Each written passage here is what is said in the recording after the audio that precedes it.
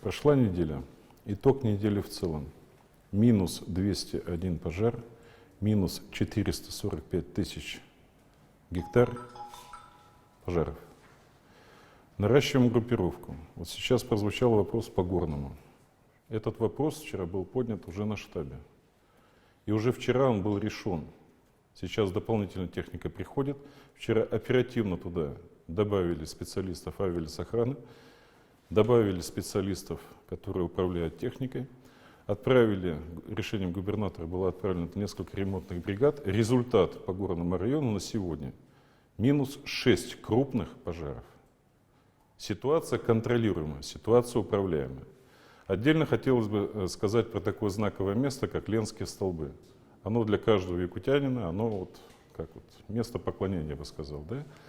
Почему там много возникло пожаров? На начало недели их было 11. Сейчас ликвидировано уже 7. На вчерашний день 2 было локализовано, 2 действовало. Сегодня еще 1 локализован. Прогнозируем, что завтра мы и 4-й будем добивать. Причина, почему много грозовой активности именно там? Потому что там железо находится в почве. Куда молния стрелять будет? Законы физики. Вывод очевиден. Далее хотелось бы обратить внимание на то, что перед тем, как входить в следующие сутки, губернатор лично проводит оперативные штабы, где четко каждый с вечера знает свои задачи. И, пользуясь случаем, хотелось бы поблагодарить тех жителей Якутии, особенно Горного района, Сунтарского района, где наибольшее количество привлеченного населения для локализации и ликвидации пожаров. Руководство и этим жителям, которые участвуют, и руководству этих районов большое, огромное спасибо. Задачи продолжаем выполнять, никто здесь руки не опускает, работа организована. К сожалению, прогноз погоды не совсем благоприятная перспектива, но вместе с тем удар держим. Итак, хотелось бы дать некоторые пояснения. У нас часто транслируется площадь лесных пожаров. Площади мы не скрываем, и СДМ нам в помощь. Но вместе с тем, когда называются цифры 1000 гектар, 10 тысяч гектар, 100 тысяч гектар, люди думают, что это одномоментно полыхает.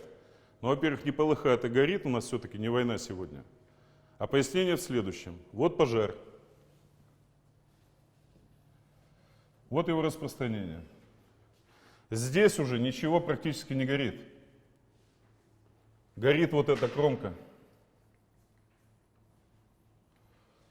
Есть методика тушения ландшафтных пожаров, разработанная нашими отечественными учеными, которые высчитывают вот эту горящую кромку. Разработана в 2015 году. Каждый может почитать и понять, что не вот это все горит, не 100 тысяч, не миллион, а горит конкретно вот здесь, по кромке. Людям надо это объяснять. Второй момент. Площадь, пройденная огнем, не равна площади погибшего леса.